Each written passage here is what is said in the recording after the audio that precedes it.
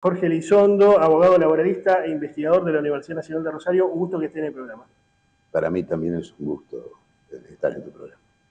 Bueno, reforma laboral, ¿no? Cuando pensamos que había desistido el gobierno, he hablado con vos en otra oportunidad de este tema, lo puso en todo caso en sordina y ahora vuelve con la reforma laboral. Algunos dicen que es una reforma laboral diferente, otros dicen que es la misma, pero un poco mejorada. Bueno, la cuestión es que quiere ir a por todo con la reforma laboral, quiere debatirlo en el verano, en extraordinarias, está empecinado en hacerlo y lo considera indispensable para el desarrollo de la economía argentina. ¿Qué podemos decir al respecto?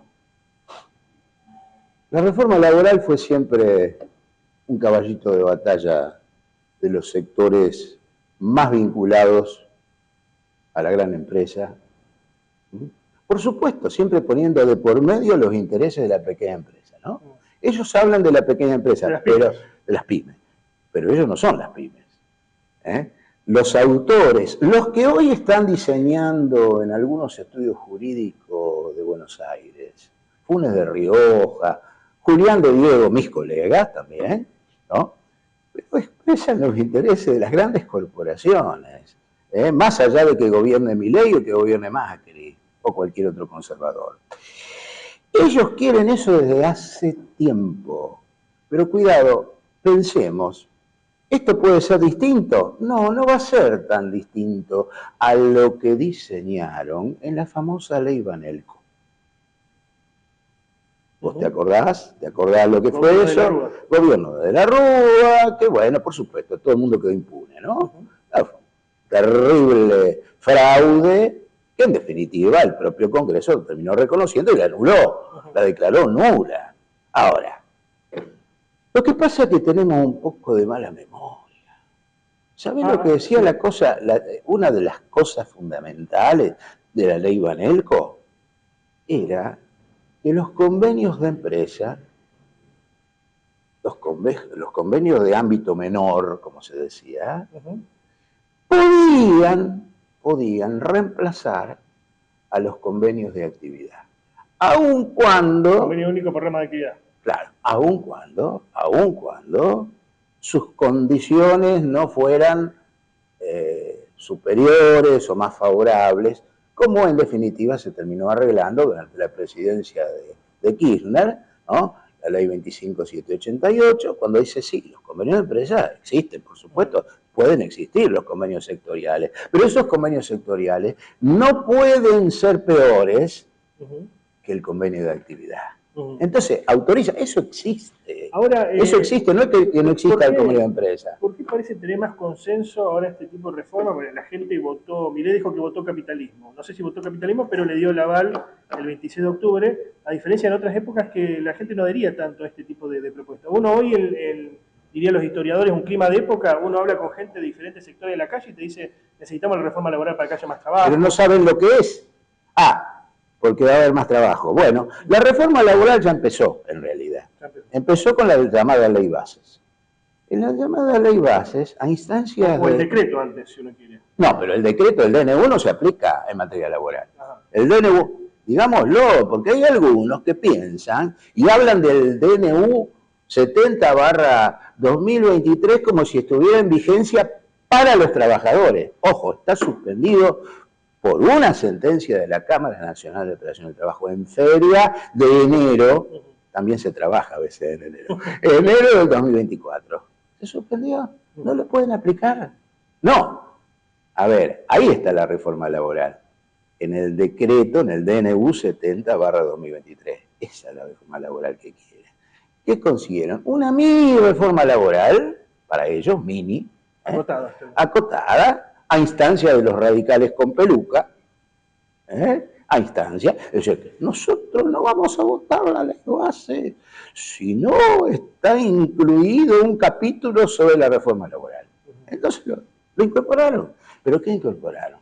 Incorporaron el fondo de cese, pero a condición de que ese fondo de cese sea determinado a través del convenio colectivo. Ese fondo de cese, que sería algo parecido a lo que tienen los trabajadores de la construcción desde el año 1967, dictadura de Onganía, previo acuerdo entre Rogelio Coria y Casimiro Polledo de la Cámara Argentina de la Construcción.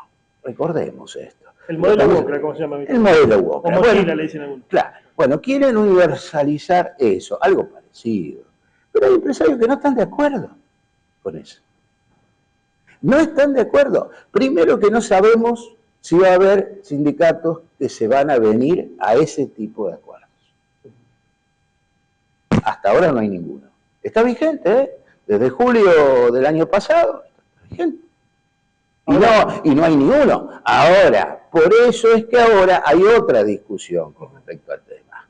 Dice, bueno, la indemnización la podemos dejar, y sí, dicen algunos abogados de grandes empresas, pero recortémosla un poquito, pongámosle un límite, porque si no, un tipo que trabajó 30 años dentro de una empresa, se lleva un paquete de plata.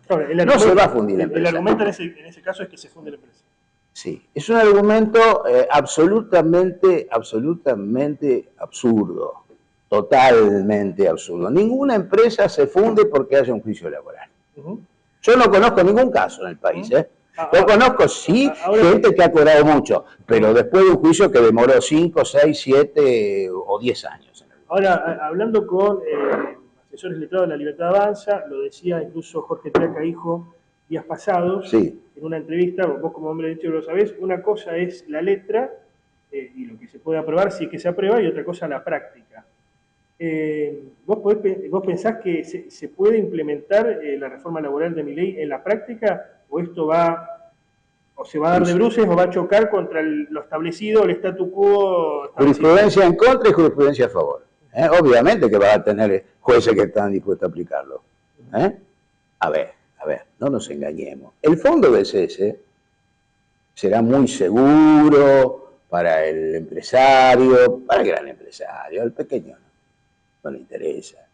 Sería seguro en el sentido de que ya es un gasto que ya realizó. ¿Cómo lo hace el empleador de la construcción? Pero el problema es que es un gasto más. Es un gasto más. Mientras que el despido, al final no se sabe cuánto le va a tener que pagar al trabajador despedido. Hay que ver cómo se produce el despido. Habrá que ver. Eso puede pasar por un juicio. Y además te voy a decir, el despido, un mes por cada año de servicio, no funde a ninguna empresa. Salarios bajos que tenemos, los salarios bajísimos que tenemos. Además, respecto a que estos recortes servirían para que las empresas puedan contratar, digamos, para que se avengan a contratar, que las empresas no contratan por el costo laboral. El viejo costo laboral argentino ya no existe. Los salarios reducidos a un 50% de los que eran los del 2015. 50% o más. Con la mayor parte de la clase trabajadora, que no le niego ese carácter, precarizada. Y no le niego ese carácter porque aunque una persona sea monotributista, si trabaja en relación de dependencia, aunque esa relación de dependencia no se le reconozca, es clase trabajadora. Los sindicatos se ocupan de esos sectores, como se van a ocupar también de los jubilados. Ahora, si defienden a los jubilados solamente, no. ¿Pensás que el sindicalismo puede oponerse a esto? ¿Es un sindicalismo retroceso, evidentemente? Debe oponerse. ¿Sabés por qué? Porque el objetivo principal de estas modificaciones, y en eso están de acuerdo los del PRO, con La Libertad Avanza y demás, es destruir al movimiento obrero organizado. Y en eso... Lo que se llama modelo sindical argentino. El modelo sindical argentino. ¿De qué forma? Es muy simple. Vos destruís el convenio de actividad, lo desarticulás y haces como hacen en España, el descuelgue. Vos vas a una región, no hay sindicatos combativos, como puede parecer Extremadura, entonces el descuelgue del convenio de actividad. Entonces ahí llegan a un acuerdo con la empresa, un sector de los trabajadores organizados y más pobres, y Y bueno, entonces terminan ganando menos que lo que ganan en Madrid o lo que ganan en Barcelona. Ahora vos vas al País Vasco, donde tenés sindicatos fuertes, te luchan, y ahí no, están por arriba. Están por encima. Entonces, todo depende de las relaciones de fuerzas. En definitiva, es eso. Ahora, el tema es el siguiente. Yo me pregunto, la gran burguesía argentina, nacional o no nacional, ¿quiere abrir una instancia de lucha? ¿O quiere agudizar la lucha de clase? Porque este tema va a conducir a eso. Va a conducir a eso, por la simple razón. Pero claro que va a generar conflicto. Indudablemente, a ver, yo a veces no estoy de acuerdo con cómo se arreglan las cosas a nivel nacional. Pero coincido con el compañero que habló anteriormente en el sentido de que si la Argentina se diferencia del resto de los países de América Latina es porque tiene estructuras gremiales fuertes, asentadas en todo el territorio nacional, mientras que la mayor parte de los países de América Latina no tienen convenio de actividad, o si tienen convenio de actividad no se respetan. Y además hay otro tema más que quisiera advertir también, porque hay quienes piensan que todo esto es necesario para que vengan las inversiones, las famosas inversiones extranjeras, que no van a venir por otras razones, porque este país está quebrado, pero no hablemos de eso. Hablemos desde el punto de vista de quienes piensan que, bueno, ahora van a contratar gente porque los derechos son menores, porque están recortados. Me va a salir más barato. Me va a salir más barato despedir. Por eso algunos, Funes de Rioja entre ellos, están, no por el fondo de SS, dicen, no, que se mantenga la indemnización, pero que tenga un límite como tiene en Chile, no más de 11 mensualidades. Recortémoslas. Entonces es muy probable que salga un proyecto de estas características, no lo sé, la verdad que no lo sé, pero en lo que coincide en todo, en la necesidad de que hay que domesticar al movimiento obrero. ¿Negocio o no negocio? Jorge Elizondo, muchas gracias.